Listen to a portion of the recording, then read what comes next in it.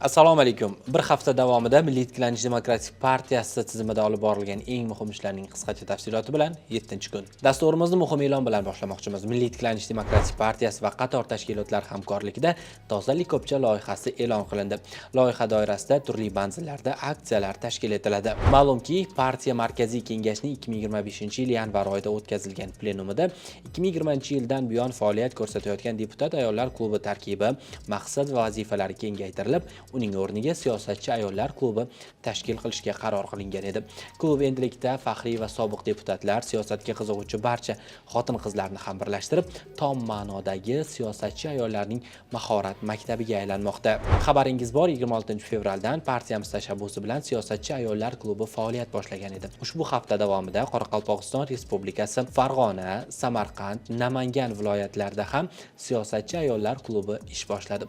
Klubning birinchi yig'ilishida klub nizomi, maqsad va vazifalari haqida ma'lumotlar berildi. O'quv-tadqiqot va tahlil markazi tomonidan navbatdagi o'quv seminar tashkil etildi. Unda Davlat boshqaruv akademiyasi dotsenti, psixolog Ra'no To'raxo'jayeva avvalo imijning mazmun mohiyati, ahamiyati haqida keng ma'lumotlar berib, so'ngra partiya xodimlarining bu bo'yicha qiziqtirgan savollariga javob qaytardi. Aholiga transport xizmati ko'rsatishda O'zbekiston temir yo'llarida ham yetarlicha muammolar borligi ijtimoiy tarmoqlarda bot-bot oshkor qilib qo'ymoqda. Milliy tiklanish fraksiyasi a'zolari, partiyaning Toshkent shahar kengashi vakillari, mahalliy deputatlar ham yaqinda markaziy temir yo'l vokzalida bo'ldi.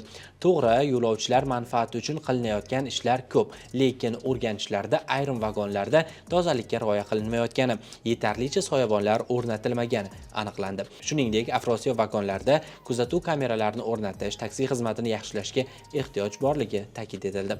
Xorazm, Surxondaryo, Andijon viloyatlaridagi partiyadoshlarimuz tomonidan ham Urganch, Termiz va Andijon xalqaro aeroportlarida yaratilgan shart-sharoitlar o'rganildi. Milliy tiklanish gazetasining yangi soni chop etildi. Mushtariylar unda vodiyning korrupsion holati o'rganildi. Nihoyat ko'pchilik kutgan qonun kuchga kirdi.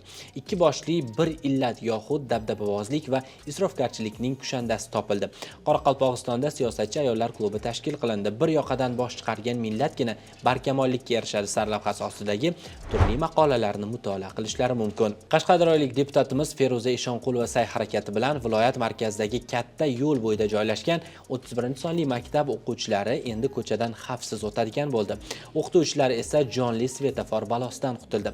Gap shundaki, 1667 nafar o'quvchi maktabga har kuni svetofor bilan tartibga solinmagan serqatnov katta yo'ldan jon hovuchlab o'tishga to'g'ri kelardi. Murojaatlarga mas'ullar e'tibor qaratmas, o'qituvchilar esa navbati bilan svetofor vazifasini o'tashga majbur edi. Andijon va Farg'ona viloyatida korrupsion holat o'rganildi. Gap shundaki, korrupsiyaga qarshi kurashish milliy kengash yig'ilishida parlamentning mas'ul qo'mitalariga, mahallalarga tushib, bu illatning kelib chiqish sabablarini o'rganish bo'yicha aniq vazifalar qo'yilgan edi. Shundan kelib chiqib, quyi palataning korrupsiyaga qarshi kurashish va sud huquq masalalari qo'mitasi raisi, Milliy tiklanish fraksiyasi a'zosi Jahongir Shirinov Andijonda bo'ldi. Deputat dastlab Andijonda jinoyatchilik bo'yicha shtab ishi bilan tanishdi. So'ngra Qizil toifaga kiritilgan Sanoat mahallasi aholisi bilan uchrashdi.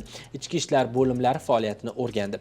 Deputat Farg'ona viloyatida ham bo'lib, jinoyatchilikning barvaqt oldini olish bo'yicha ishlar bilan tanishdi. Jumladan, viloyat ichki ishlar boshqarmasi tomonidan tashkil etilgan ijtimoiy profilaktika shtabi hamda kiberxavfsizlik laboratoriyasi faoliyatini o'rgandi.